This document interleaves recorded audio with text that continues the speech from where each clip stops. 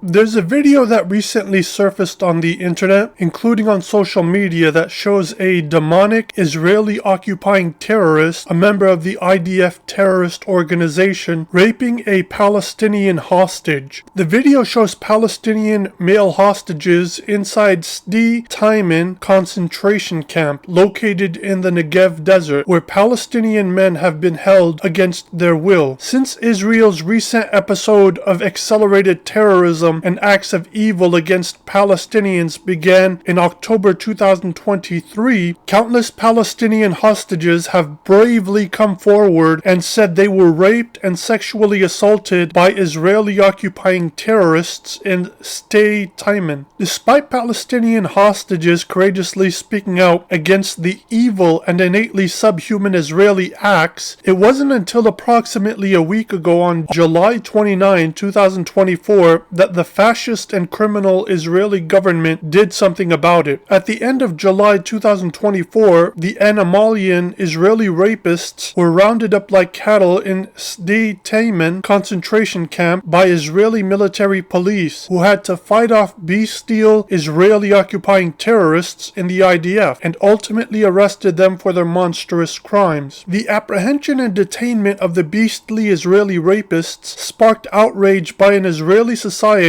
with no morals, no ethics, and no soul.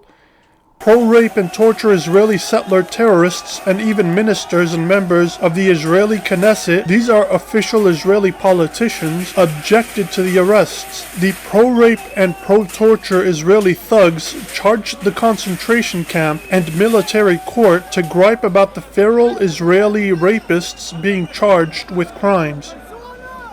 As a result of the violent and savage Israeli rape, the Palestinian victim suffered a ruptured bowel, a severe injury to his anus, lung damage, and broken ribs.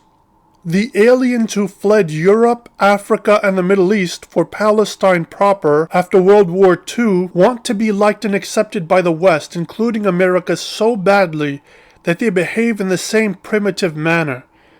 Sde Taiman has been compared to Guantanamo Bay in Cuba and Abu Ghraib in Iraq, when the U.S. military raped and tortured Muslims in those two countries. Apartheid Israel wants to be able to say, "See, Western world, we're not only white like you, but we can terrorize and commit all kinds of evil acts against Muslims and Arabs just like you guys have. So please accept us into your club." For months, people and organizations have been sounding the alarm about the human rights abuses, including torture, rape, and murder of Palestinians in the Sde Taiman concentration camp. Another infuriating and unjust aspect about this is the lie that the propagandist Israeli regime came up with immediately after October 7, 2023, and that was also echoed by the Western media, that members of Hamas allegedly quote-unquote raped female Israeli prisoners. Many Western media propaganda outlets unflinchingly picked this lie up without probing the racist and extremist Israeli ethno-religious regime who had a history of lying and spreading fake news. The New York Times was also guilty of propagating this lie. On December 28, 2023, the Zionist propaganda media outlet The New York Times published an article entitled, quote, "Screams Without Words, How Hamas Weaponized Sexual Violence on October 7.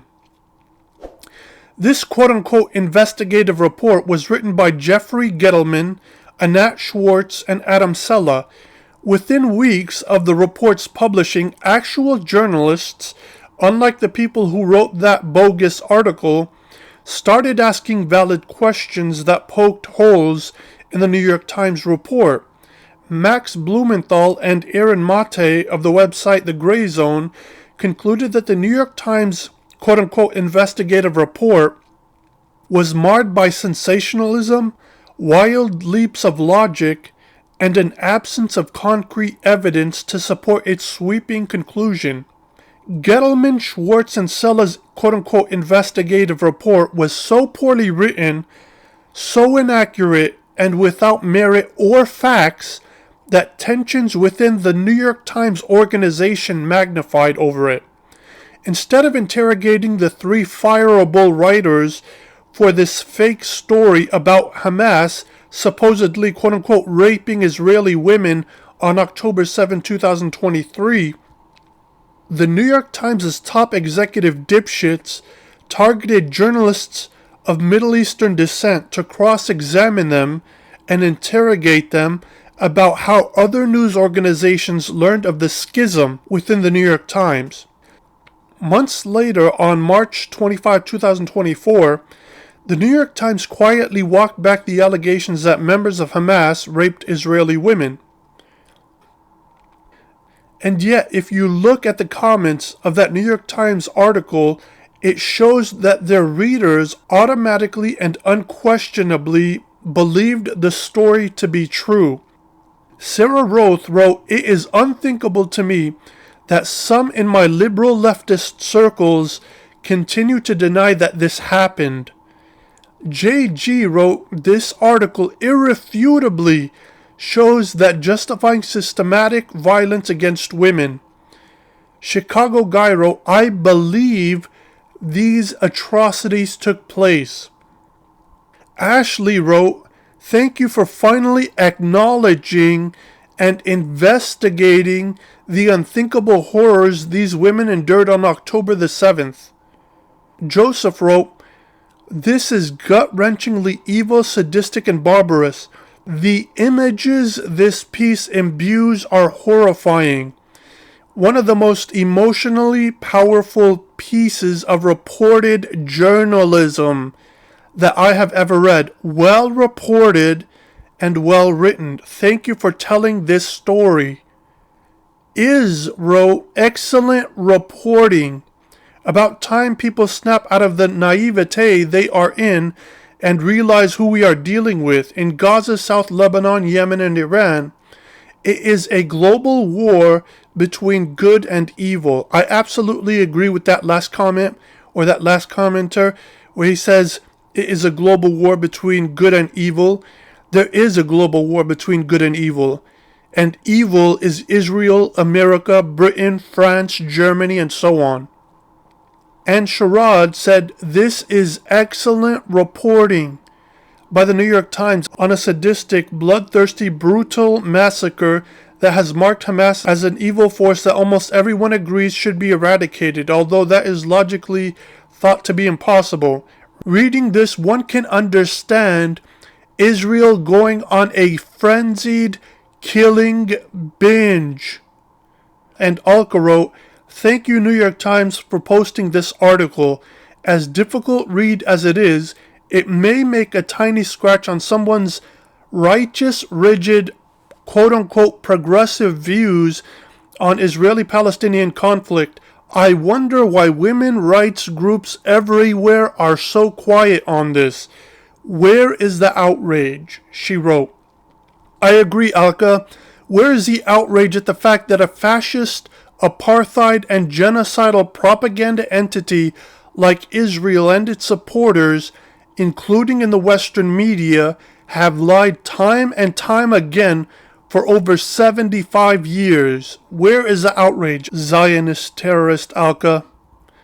I bring the Western media's involvement with regards to this documented account of Palestinian hostages being raped, tortured, murdered, and outright terrorized in one of decrepit Israel's many concentration camps to highlight that both the Israeli propaganda media and the Western propaganda media have not only fabricated stories about Israeli females, quote-unquote, allegedly being raped, but they also helped fuel the Israeli society's bloodthirst for carrying out colonial terrorism against the native Palestinian population, including rape, torture, and murder. The New York Times and the Western propaganda media in general, including after October 7, 2023, are just as guilty of inciting violence against the Palestinian people, Muslim people, and Arab people as a whole. That's what I have to say about this story. Subscribe to the channel, leave a comment, let me know what you guys think about this story, and hit the like. It helps grow your community. Take care.